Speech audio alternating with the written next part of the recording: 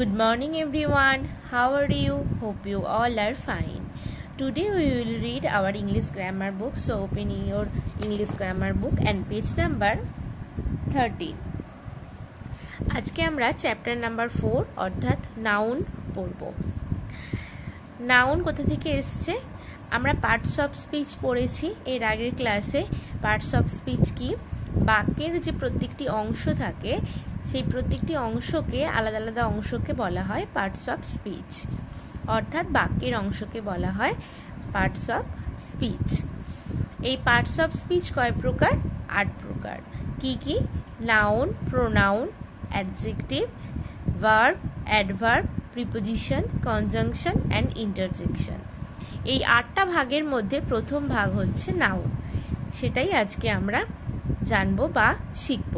দেখো, look at the pictures and read the sentences. বলছে ছবিগুলোর দিকে দেখো এবং সেন্টেন্সগুলো পড়ো। The girl is singing, the hare is running, my uncle lives in Hyderabad, he has a red kite.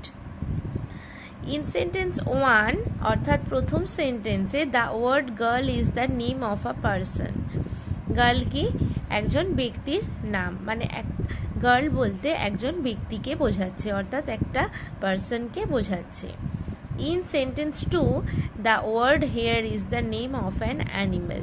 Hair বলতে একটা অ্যানিমেলকে বোঝাচ্ছে, অ্যানিমেলের নাম বোঝাচ্ছে, অর্থাৎ খরগোশকে বোঝাচ্ছে। সেন্টেন্স নাম্বার 3-তে কি বলছে? Hyderabad is the name of a place. Hyderabad একটা জায়গার নাম বোঝাচ্ছে। In sentence 4 kite is the name of a thing. Kite কি বোঝাচ্ছে? অর্থাৎ ঘুড়ি হচ্ছে কোনো জিনিসের নাম। তাহলে তোমরা বুঝতে পারছো এই 4টে সেন্টেন্সে ব্লু কালিতে লেখা যে ওয়ার্ডগুলো রয়েছে এগুলো প্রত্যেকটি কোনো না কোনো কিছুর নাম বোঝাচ্ছে। প্রথমে বোঝাচ্ছে পারসন বা ব্যক্তির নাম, তারপরে বোঝাচ্ছে অ্যানিম্যালের নাম, তারপর বোঝাচ্ছে প্লেসের নাম অর্থাৎ জায়গার নাম, আর 4 নম্বরে বোঝাচ্ছে কোনো জিনিসের নাম। এরপর দেখো নাউন কাকে বলে আমরা জানবো।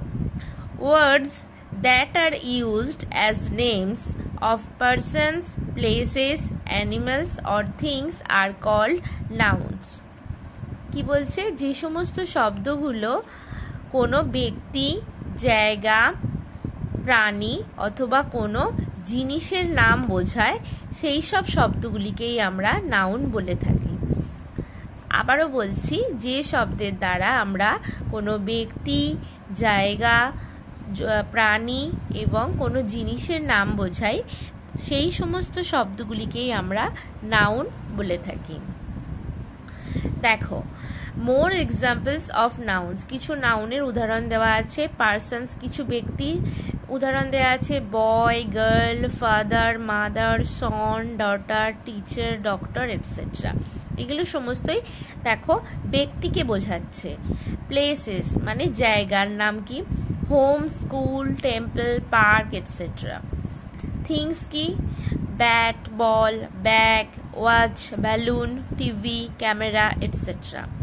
অ্যানিমালস কোনো প্রাণী, cat, dog, elephant, tiger, lion, zebra, deer etcetera.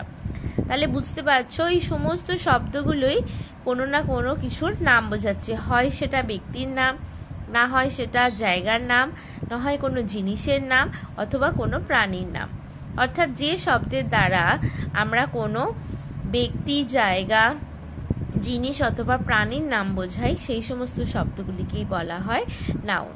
তোমরা ভালো করে এই জায়গাটুকু পড়বে, আর বুঝতে সমস্যা হলে আমাকে নেক্সট দিন ক্লাসে এসে বলবে। সকলে ভালো থাকবে। বাই।